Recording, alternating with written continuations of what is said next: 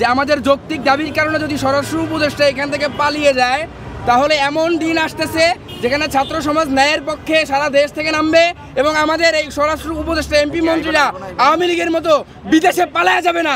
এর কি গ্যারান্টি আছে? ক্ষমতা না জনতা, জনতা জনতা, ক্ষমতা না জনতা, জনতা জনতা। পুরো ঘটনা হলো আমাদের আজকে প্রতীকী লাঠি মিছিল ছিল। আমাদের কথা ছিল আমরা স্বরাষ্ট্র উপদেষ্টার সাথে সৌজন্যমূলক সাক্ষাৎ করে আমাদের যে দাবি আমরা সেটা জানাবো এবং যে ডেভিল হান্ট নিয়ে যে বিষয়টা ছিল এটা আমরা জানাবো ব্যর্থতা কী কারণে হয়েছে। কিন্তু তুরাগ থানাতে সে গিয়েছিল এবং 4টা থানাতে সে যাবে তার শিডিউল করা, তার পিএসের কাছ থেকে আমাদের কাছে শিডিউল এবং অফিসিয়াল যেটা আমরা পেয়েছি। তো পাওয়ার পরে আমরা এখানে হলো গিয়ে প্রায় 1.5 থেকে 2 ঘন্টা যাবত আমরা এই রৌদ্রের ভিতরে দাঁড়িয়ে আছি। আমাদের দাঁড়িয়ে থাকার প্রয়োজন ছিল না।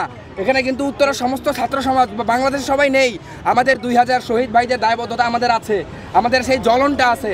এই জন্য আমরা আজকে সেই রৌদ্রের ভিতরে এখানে দাঁড়ায় আছি।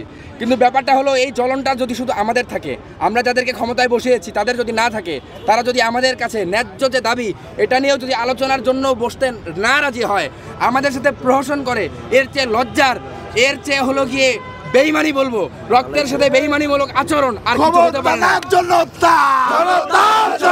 আমাদের আজকে একটা কর্মসূচি ছিল, সেই কর্মসূচিটা আমরা প্রায় এখানে 1.5 থেকে 2 ঘন্টা যাবত এই ছাত্র জনতা দাঁড়িয়ে আছে রৌদ্রের ভিতর। কারণ তার সাথে আমরা সরাসরি বৈঠকে বসবো।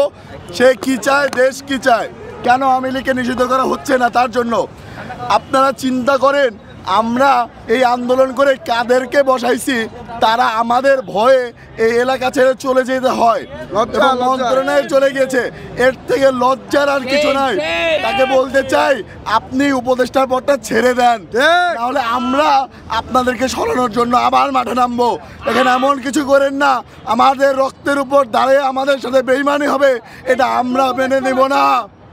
এই দালালদের ঠিকানা এই বাংলায় হবে না, দালালদের ঠিকানা এই বাংলায় হবে না। আপোষটা সংগ্রাম, সংগ্রাম সংগ্রাম, আপোষটা সংগ্রাম, সংগ্রাম সংগ্রাম। দেখেন আপনারা ক্ষমতার লোভে আপনারা যেমন ভুলে যেতে পারছেন রক্তের গলিশুকা, প্রতিটি গরম রক্ত যখন মাঠে পড়েছিল আমরা বুঝেছিলাম কতটা ব্যথা লাগে। আপনারা ছিলেন না, আপনাদের সন্তানরা ছিল না। আমার ভাইরা মৃত্যুবরণ করেছে, আমার ভাইরা শহীদ হয়েছে।